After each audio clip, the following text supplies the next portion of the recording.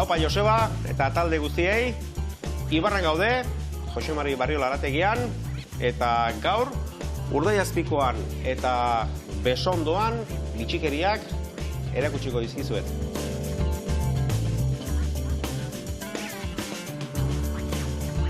Nola aukeratu Urdaiazpikoan bat? Hasiko gea, honek izena du mapa, eta mapan dator astea eta urtea.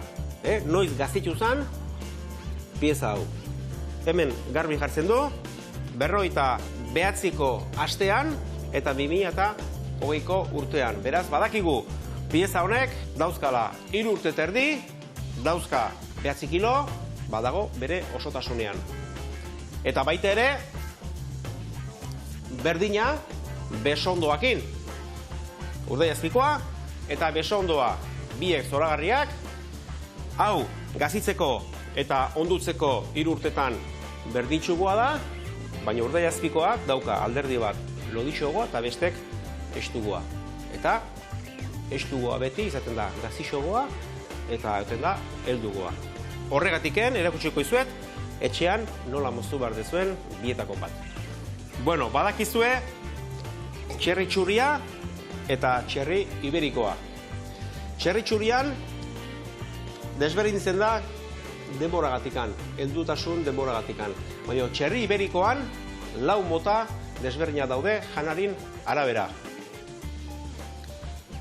Txerri iberikoa ikuioan gizendutako txerriak damaki soka prezinto txuri hau.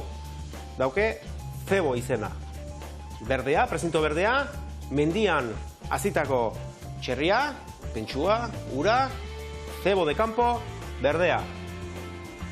Gorria, prezinto gorria, txerria mendian, pentsua, ura, mendian ibiltzen da, eta azkeneko 4 hilabetetan, udazkenen, ezkurra jaten du.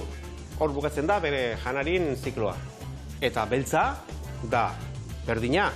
Mendian, pentsua, ura, azkeneko 4 hilabetetan ezkurrakin bukatzen da, baino hauen desberdintasune da. Beltzak 100% iberiko arraza da. Eta gorriak nasketa damaki. Iberikoa gehiena, baino txerri txuri pixkat ere bai.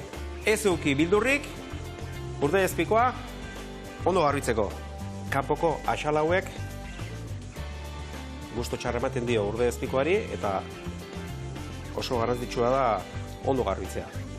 Urdaiazpikoa egun berdinean moztu behar badeu oso garbituko den duke, baino etxean 15 egun edo hilabetean basatu behar badegu, garbituko dugu bakarrik, 2 egunetan edo egun baten edo 2 egunetan moztu behar deguna.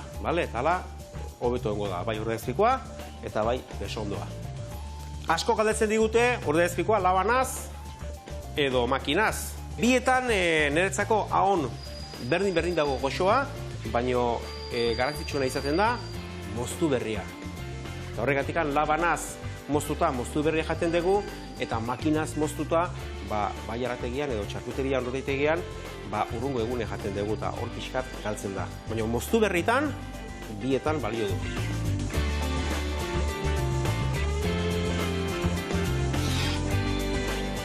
Joseba, Urdaiazpiko platertxo hau, gaur zure lankide Alain eta Lorekin jango dugu.